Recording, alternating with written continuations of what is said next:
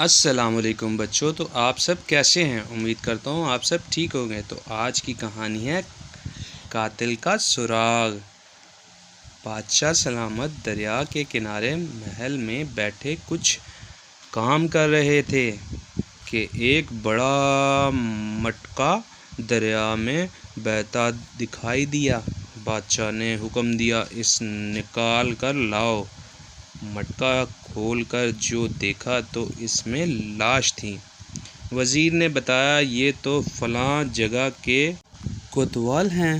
بادشاہ نے حکم دیا، اس کی تحقیق ہونی چاہیے۔ اس کے بعد خود ہی فرمایا، اچھا یہاں کے کمہاروں کو بلاؤ۔ تمام کمہاروں کو بلا کر ان سے معلوم کیا گیا کہ بتاؤ یہ مٹکا کس علاقے کے کمہار کے ہاتھ کا بنا ہوا ہے۔ ایک کمہار نے بتایا، حضور یہ میرے ہاتھ کا بنا ہوا ہے۔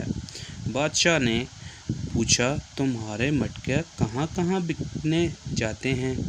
اس نے کہا، فلاں علاقے کے مسافر خانے اور صحرا میں جاتے ہیں۔ بادشاہ نے اس صحرا میں پہنچ گیا اور صحرا کے مالک سے ملاقات کی۔ صحرا کے مالک نے کہا، میں صاف صاف بتا دیتا ہوں حضور، ایک دن میرے ہوٹل میں ایک آدمی آیا اور بالا خانے پر گیا۔ میں نے اس سے کھانے کا پوچھا اور اس کے لیے کھانا تیار کرنے لگا۔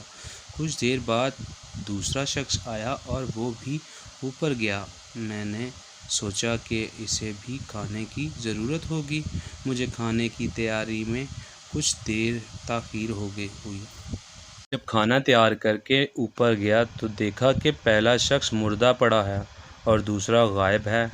میں نے سوچا کہ اب میں کیا کروں؟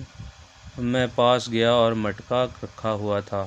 میں نے اس کی لاش کو اس میں رکھا اور جمنا میں ڈال دیا۔ بادشاہ کو یقین آ گیا کہ ایسا ہی ہوا ہوگا۔ پھر اس سے معلوم کیا کہ تم اس کے قاتل کو پہچان سکتے ہو؟ اس نے کہا، بالکل، اگر وہ میرے سامنے آ جائے تو یقیناً پہچان لوں گا۔ اب بادشاہ نے ایک ماہر مشاور کو بلایا۔ سرائے کے مالک کے بتائے ہوئے حلیے کے مطابق مشاور نے تصویر بنا دی۔ اب سرائے کے مالک سے پوچھا، بتاؤ کیا یہی آدمی تھا؟ تو پتہ ہے آپ کو سرائے کے مالک نے کیا کہا؟ اس نے کہا، جی ہاں بالکل یہی تھا۔ بادشاہ نے وہ تصویر اپنے پاس رکھ لی۔ سمجھ گیا کہ یہ کام کسی ڈاکو کا ہی ہوگا، عام آدمی کی اتنی جرأت نہیں ہو سکتی۔ تو اس لیے بادشاہ بھیس بدل کر ڈاکوؤں کے اس گروہ میں جا ملا جو اس علاقے میں سرگرم تھا۔ کچھ دن ان کے ساتھ رہا۔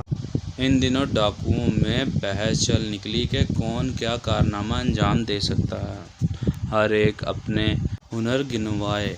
جب بادشاہ کا نمبر آیا تو انہوں نے کہا، میرے اندر یہ کمال ہے کہ میں حکومت سے جتنا چاہوں پیسہ منگوا لوں۔ ساتھیوں نے کہا، اچھا تجربہ کرواؤ۔ بادشاہ نے ایک افسر کے نام ایک رکا لکھا، ایک آدمی کو بھیج دیا۔ اتنے روپے رکا لانے والے کو دے دو۔ افسران تحریر کو پہچانتے تھے، اس لیے پورے پیسے دے دیے۔ اب تو ڈاکو بہت متاثر ہوئے کہ اس سے تو حکومت بھی ڈرتی ہے۔ ایک دن بادشاہ نے کہا، میں اپنے خرچ پر سب کی دعوت کرنا چاہتا ہوں، مگر شرط یہ ہے کہ کوئی ایک بھی شرکت سے محروم نہ رہے۔ ڈاکوؤں نے کہا، سب تو آ جائیں گے مگر ہمارے ایک ساتھی نہیں آ سکتا۔ پوچھا کیوں؟ انہوں نے بتایا، اس نے حکومت کے ایک افسر کو قتل کر دیا تھا، اس لیے وہ پہاڑوں میں روپوش رہتا ہے۔ بادشاہ نے کہا، نہیں، اسے بھی آنا ہوگا، دعوت کے بعد واپس چلا جائے۔ اس پر ایک ڈاکو نے کہا، ٹھیک ہے، ہم معلوم کر کے کل بتاؤں گے۔ اگلے روز بتایا کہ وہ بھی آ جائے گا۔ چنانچہ دعوت کی تیاری شروع ہو گئی۔ اس دوران بادشاہ نے ایک ڈاکو کو پیسے لانے کے لیے ایک رکا دے کر کہا، یہ بادشاہ کے افسر کو دے دینا۔ رکے میں خفیہ زبان میں فوج کو ڈاکوؤں کے ٹھکانے کا نشاندہی کی گئی تھی۔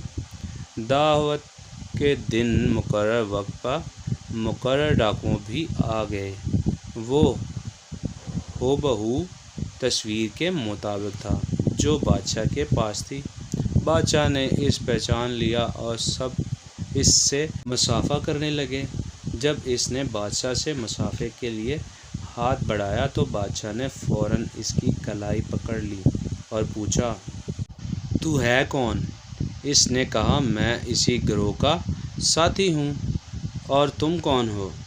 کہا، میں اس ملک کا بادشاہ ہوں۔ اتنا سننے ہی سب پر نکتہ طاری ہو گئی، وہیں کھڑے کے کھڑے رہ گئے۔ اسی وقت فوج کے سپاہیوں نے ڈاکوؤں کے ٹھکانے پر حملہ کر دیا اور بادشاہ نے سب کو پکڑوا دیا۔ اگر آپ کو کہانی اچھی لگی ہے تو میرے چینل کو سبسکرائب کریں اور لائک کریں، بیل آئیکن دبائیں۔ پھر ملتے ہیں اگلی کہانی میں۔ تو میری طرف سے اللہ حافظ۔